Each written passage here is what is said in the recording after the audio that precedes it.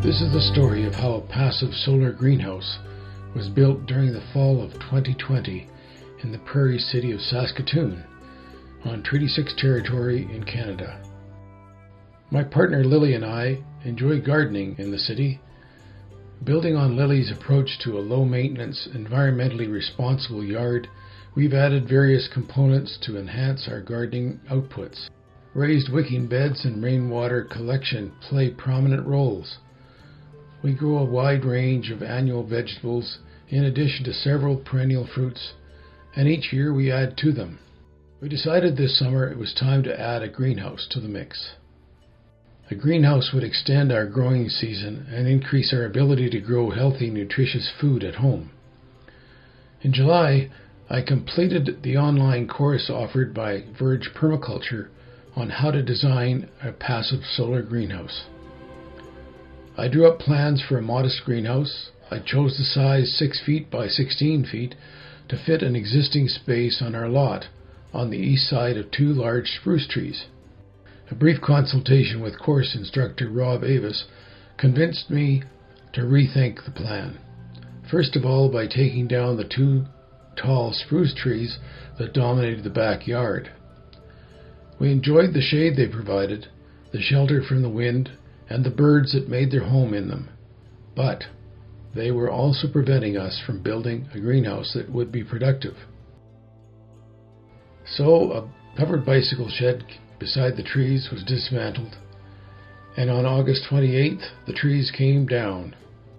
A week later, the stump grinder took out the 2 very large stumps. While all of this was in the works, our natural gas provider located gas lines, which fortunately were outside of the area in which we wanted to build. Rob had suggested we look at a larger size of building, so I drew up a new set of plans, this time for 200 square feet. I started talks with the officials at City Hall. After frustrating delays, I learned I could build our greenhouse, but the city did not have standards for a homeowner's greenhouse, so they would apply the same requirements for a foundation as for a residence. It was also clear that we could not realistically expect prompt approval for a building permit. A search for contractors to build a foundation, which would satisfy the city, resulted in quotations that were quite beyond our budget. Once again, a decision was made to change plans. It was already the middle of September. I was determined to have a greenhouse built before winter set in. We decided to build something that did not require a building permit. We settled on a greenhouse measuring 8 feet by 12 feet. We still required a foundation, and in a rush I opted for one which in hindsight was far more than what was required. A contractor was hired to install 6 screw piles on which I constructed a preserved wood foundation. With the foundation in place, I excavated 4 feet around the perimeter and placed 4-inch expanded foam. 5/8-inch preserved plywood sheets were laid over that with gravel on top to keep them in place. The insulation is an important component of a passive solar greenhouse. It helps to keep the frost out. Wall construction began, first with the north wall, followed in turn by the shorter south, and then each of the end walls. The weather was cooperating, and it was good to swing a hammer.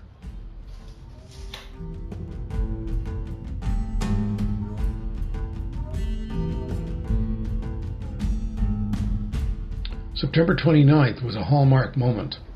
I enlisted help from Lily and her brother Morris, and we had the walls standing by supper time.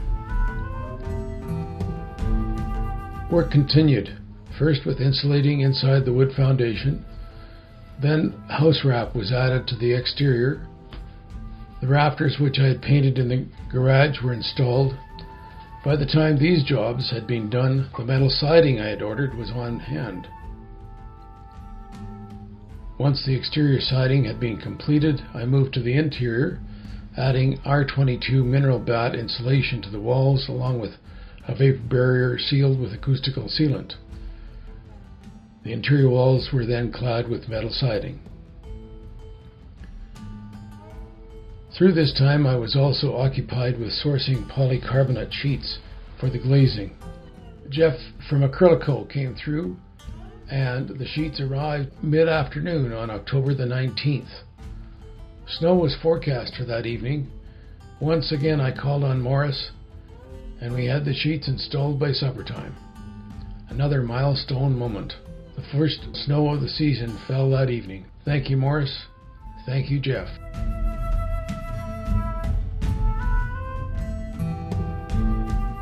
The next work moved inside the garage while I fabricated vents and frames for them. The side and upper vents were made with 2-inch foam board sandwiched between 1/4-inch plywood.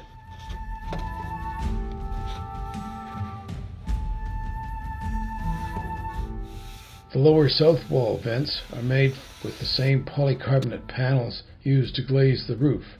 At the moment, they are controlled by crude openers. In time, I will come up with a better system to respond to greenhouse temperatures.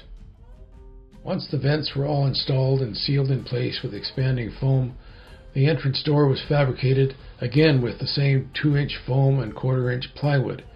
The gate latch works well to secure the door.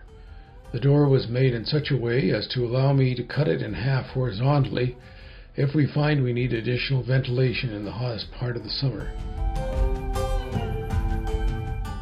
With the door installed and a winter storm in the forecast, I moved 1.5 yards of topsoil into hastily constructed raised beds in the greenhouse.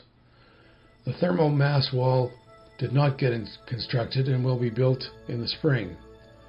There's still some trim to be installed inside and outside and a bit of painting to finish.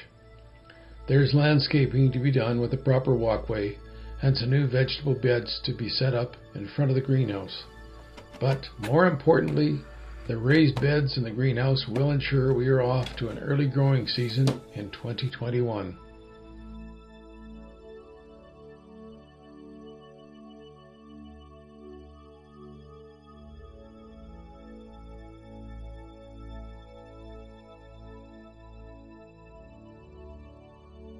Here's some thoughts, if I may, for folks interested in extending their ability to grow nutritious food by building a passive solar greenhouse.